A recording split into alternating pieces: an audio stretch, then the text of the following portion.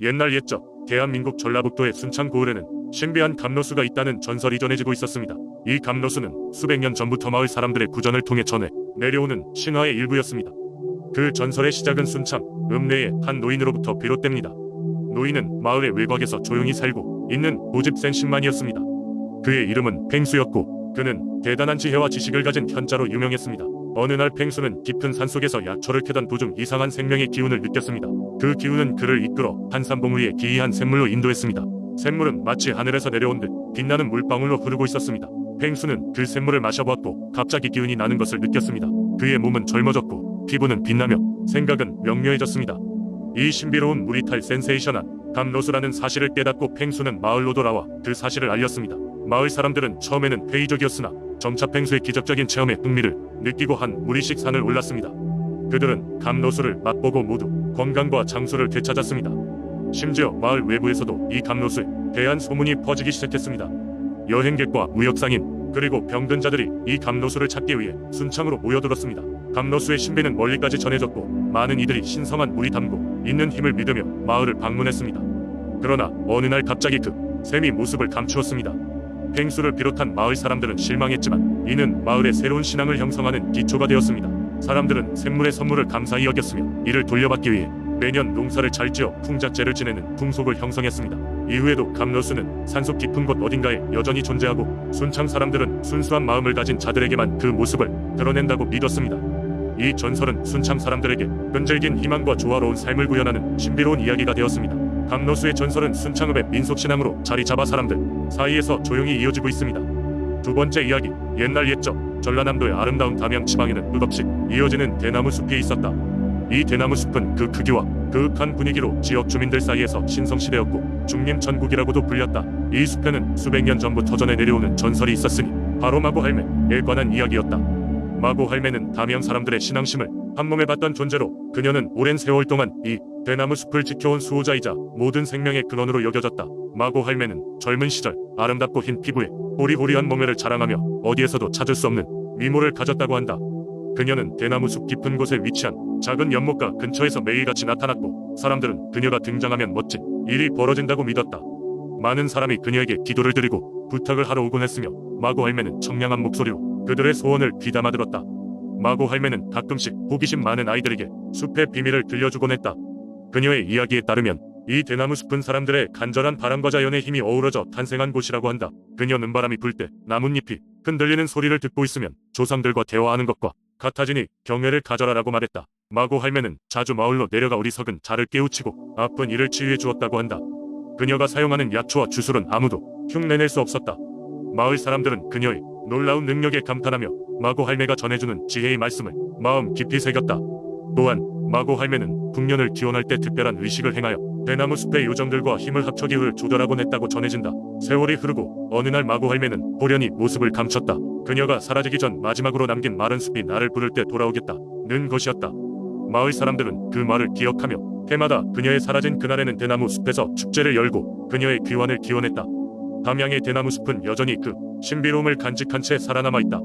사람들은 그 숲을 거닐 때면 마고할매의 전설을 떠올리며 소원을 빌곤 한다.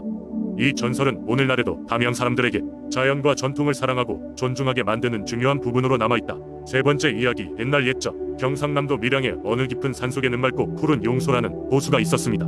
이 호수는 오랜 세월 동안 내려오는 전설을 품고 있었는데 그 전설은 마을 사람들에게 매우 신성하고 중요한 의미를 지녔습니다.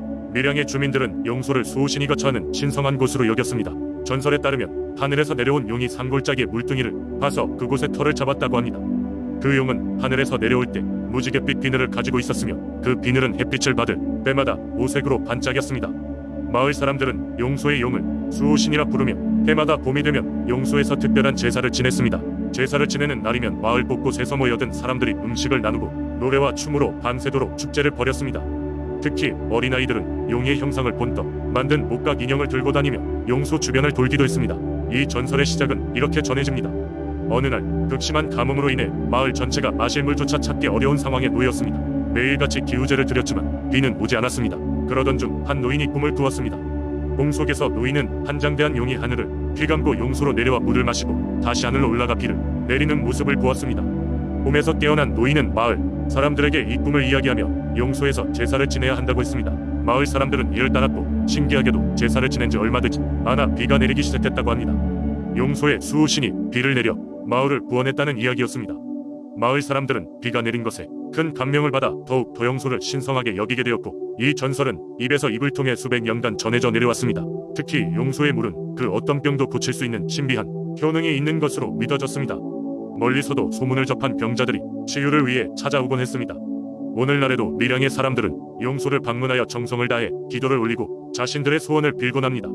용소는 이제 하나의 전설을 넘어 마을 사람들의 마음속 깊이 자리 잡은 신앙의 중심이 되었으며, 그 전설은 사람들과 지역의 문화를 잇는 중요한 가교가 되었습니다. 네 번째 이야기, 부산 해운대는 한국에서 가장 유명한 해변 중 하나로 여름철 많은 관광객이 몰리는 곳입니다. 그러나 이 해안에 얽힌 전설은 그 풍경만큼이나 깊고 신비스럽습니다. 전해지는 이야기로는 해운대 해변 근처 깊은 바다 속에는 용왕이 살고 있다고 합니다.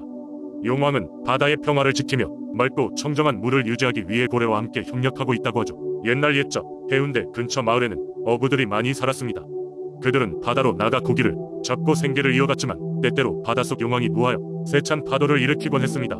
그럴 때는 어부들이 아무리 솜씨 좋고 용감해도 파도에 휩쓸려 위험에 처하기 일쑤였습니다. 마을의 어른들은 이러한 재난을 막기 위해 바다의 신인 용왕을 위한 제사를 지내기로 결정했습니다. 제사는 매년 음력 7월 보름에 지냈으며 고기가 넘치고 해산물이 풍부한 것으로 유명했던 해운대 바다에 은혜를 기리는 의미도 있었습니다. 마을의 모든 어부와 가족이 참여하여 정성껏 음식을 준비하고 용왕에게 바쳤습니다. 부녀자들은 아름다운 범선 모양이 등을 만들어 바다에 띄었고, 아이들은 바닷가에서 전통놀이를 즐기며 소원을 빌었습니다. 그러던 어느 해 한 젊은 어부가 용왕에게 올릴 특별한 선물을 찾고자 마음먹었습니다. 그는 산을 넘고 바다를 건너며 이상한 보물을 찾으려고 했지만 어떤 것도 용왕에게 적당하다고 생각되지 않았습니다. 그러다 어느 날 바닷가에서 아름다운 족가비 하나를 발견했습니다. 족가비에는 무지갯빛이 나고 그의 손안에 넣으면 마치 파도 소리가 울리는 듯했습니다. 젊은 어부는 이 특별한 족가비를 제사 때 용왕에게 바치기로 했습니다. 제사일 어촌 주민들은 예전처럼 해안가에서 제사를 지내고, 젊은 어부는 자신이 찾은 족가비를 바다에 던졌습니다. 그 순간 해운대 바다 중심에서 거대한 용의 형상이 솟아올랐고, 마을 사람들은 놀란 가슴을 쓸어내렸습니다. 용왕은 젊은 어부에게 고마움을 표시하며 말을 전했습니다. 너의 진심과 용기에 감사한다.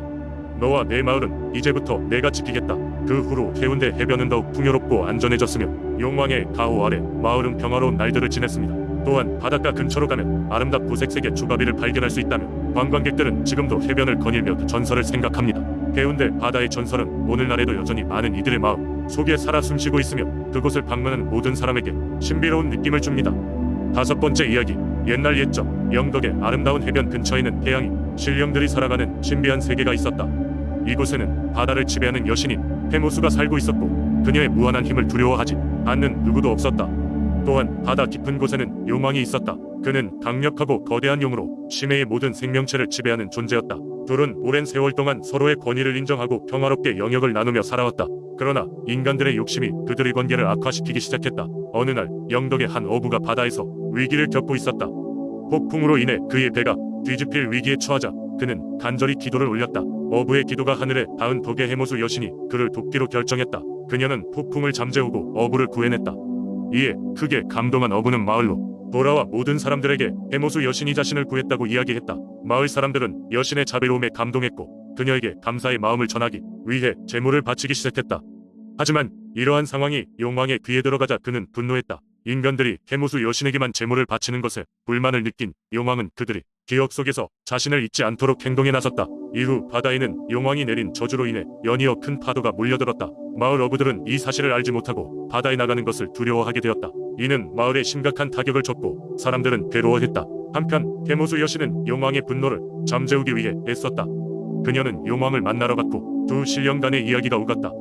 해모수는 인간들이 용왕의 중요성을 잊지 않도록 노력할 것을 약속했다. 그녀는 인간들이 용왕에게도 감사를 드리도록 그들을 인도할 계획을 세웠다.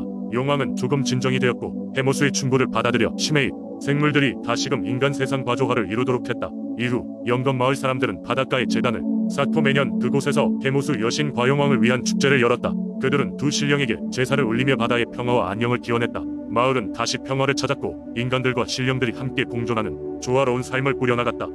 이러한 이야기는 오늘날까지 전해져 내려오며 영덕 사람들에게 자연을 존중하고 조화롭게 살아가는 삶의 중요성을 상기시키고 있다.